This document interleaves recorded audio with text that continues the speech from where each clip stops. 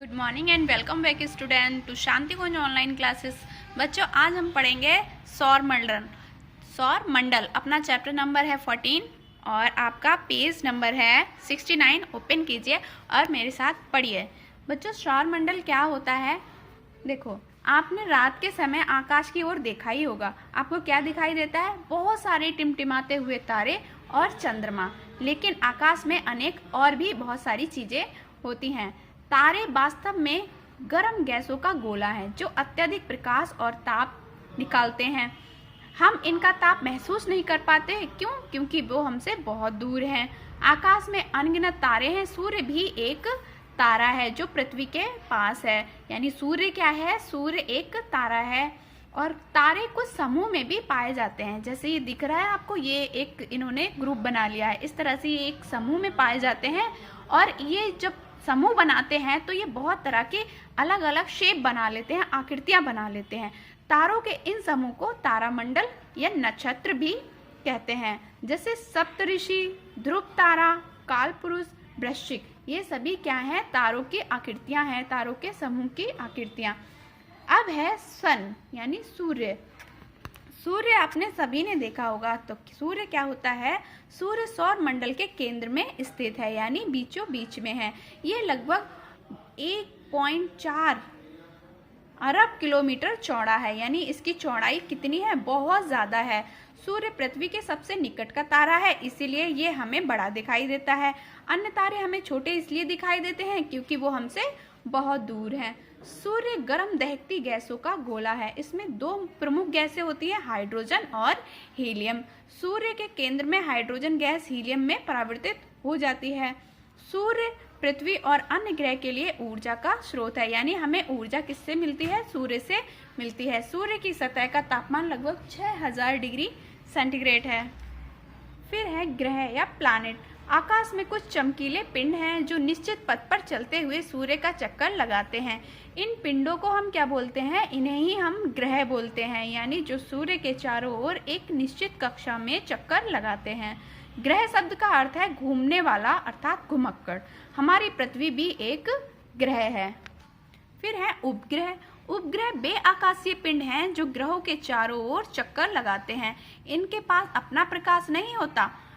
इन पर पड़ने वाले सूर्य के प्रकाश को ये परिवर्तित कर देते हैं और फिर चमकते हैं। यानी चंद्रमा क्या है? पृथ्वी का एक उपग्रह है और इसका खुद का कोई प्रकाश नहीं है। जब सूरज चमकता है, उसकी लाइट चंद्रमा पे पड़ती है, फिर वो लाइट को क्या करेगा? परावर्तित करके पृथ्वी तक पहुंचता है। फिर हमें ऐसा लगता है कि हमें चंद्रमा चमकता हुआ दिखाई दे रहा है, पर चंद्रमा खुद की लाइट की वजह से नहीं चमकता है। फिर है सौर मंडल। सौर मंडल में कौन कौन से ग्रह होते हैं? सौर मंडल में बुध, शुक्र, पृथ्वी, मंगल, बृहस्पति, शनि, नेपच्यून, यूरेनस, सौर मंडल के ये 8 ग्रह होते हैं। ग्रहों का अपना प्रकाश एवं ताप नहीं होता। वे सूर्य के प्रकाश को परावर्तित करते हैं। ग्रहों के चक्कर लगाने वाले दीर्घ वृत्ताकार मार्ग को हम कक्षा या ऑर्बिट कहते हैं। बुध सूर्य के सबसे निकट है। अधिकांश ग्रहों के पास अपने उपग्रह और चंद्रमा भी होते हैं। अपना पृथ्वी का भी एक चंद्रमा है, जिसे हम क्या बोलते हैं? सैटेलाइट बोलते हैं या उपग्रह बोलते हैं। लेकिन अन्य ग्रहों के पास कई सारे चंद्रमा होते हैं, यानी उपग्रह होते हैं। चंद्रमा पृथ्वी का एक प्राकृतिक उपग्रह है। तो बच्चों देखो, ये रहा सूर्य और सूर्य के चारों ओर ये लोग इस तरह से ये सारे ग्रह ऐसे चक्कर लगाते हैं, दीर्घ वृत्ताकार मार्ग में चक्कर लगाते हैं। अब है सूर्य के से दूरी के आधार पर ग्रहों की स्थिति को इस तरह से बताया गया है। बुध अत्यंत छोटा एवं गर्म, क्योंकि यह सूर्य के बहुत पास है। सूर्य के पास होने के कारण ये कैसा? बहुत ज्यादा गर्म है और ये सबसे छोटा भी होता है। ये पृथ्वी के 1/3 के बराबर है। इसका कोई प्राकृतिक उपग्रह नहीं है। फिर है शुक्र। पृथ्वी का सबसे नजदीक का ग्रह है। इसे प्रभात का तारा या संध्या का तारा भी कहते हैं, मॉर्निंग स्टार या इवनिंग स्टार कहते हैं।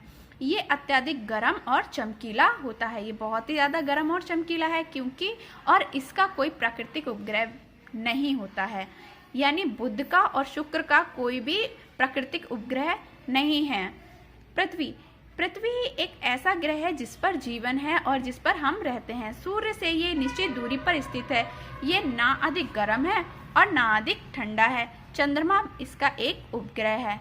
फिर है मंगल। इसका आकार पृथ्वी से आधा है। ये मुख्य रूप से चट्टानों और धूल कणों से बना होता है, इसीलिए इसे लाल ग्रह कहते हैं। तो बच्चों, लाल ग्रह किसे कहते हैं? मंगल को कहते हैं, और इसके 2 प्राकृतिक उपग्रह हैं। फिर आता है बृहस्पति। ये सबसे बड़ा ग्रह है और ये मुख्य रूप से गैसों से ही बना है। बृहस्पति पर तेज हवा बहती है। इसके 28 प्राकृतिक उपग्रह भी होते हैं। फिर है शनि। सौर मंडल का दूसरा सबसे बड़ा ग्रह है। इसके चारों ओर कई चट्टानें एवं बर्फों के घेरे हैं। इसके 24 प्राकृतिक उपग्रह हैं। और बच्चों, शनि की एक और पहचान है कि इसमें एक रिंग लगी हुई होती है। जैसे ये मान लो ग्रह है, तो इसके चारों ओर इस तरह से एक रिंग लगी होगी, तो आप पहचान जाओगे ये शनि ग्रह है। यूरेनस। ये विशाल ग्रह है और इसका एक चंद्रमा चौखटी एवं पहेली के समान दिखता है। इसके 21 प्राकृतिक उपग्रह हैं। फिर है नेपच्यून।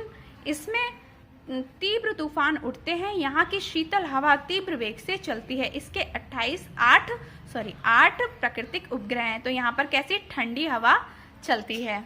इसके आगे का बच्चों नेक्स्ट लेक्चर में पढ़ेंगे। तब तक आपको करनी है इसकी एक्सरसाइज। आपको इसके सही विकल्प पे मैंने टिक लगा दिया, आपको अपनी कॉपी में करना है और इनको साथ ही साथ याद भी करना है। रिक्त स्थानों की पूर्ति में मैंने भर दिया है, सही विकल्प पे भी निशान लगा दिए हैं। और फिर है प्रश्न उत्तर। पृथ्वी की कक्षा किसे कहते हैं? तो इसका आंसर आपको क्या करना है होमवर्क में, इसका आंसर आप यहाँ से करोगे। ग्रहों के चक्कर लगाने वाले दीर्घवृत्ताकार मार्ग को हम कक्षा कहते हैं। क्वेश्चन नंबर 2 है सौरमंडल किसे कहते हैं? तो इसका आंसर यहीं पे लिखा है। सूर्य की परिक्रमा करने वाले 8 ग्रहों, इन ग्रहों की परिक्रमा करने वाले उपग्रहों का एक परिवार माना जाता है। इस परिवार को ही सौरमंडल कहते हैं। ये लिख लोगे। तो बच्चों, इतना होमवर्क आप अपनी कॉपी में कर लेना। नेक्स्ट लेक्चर में इसके आगे का कंटिन्यू करेंगे और आगे का होमवर्क करेंगे। तब तक के लिए बाय बाय, टेक केयर।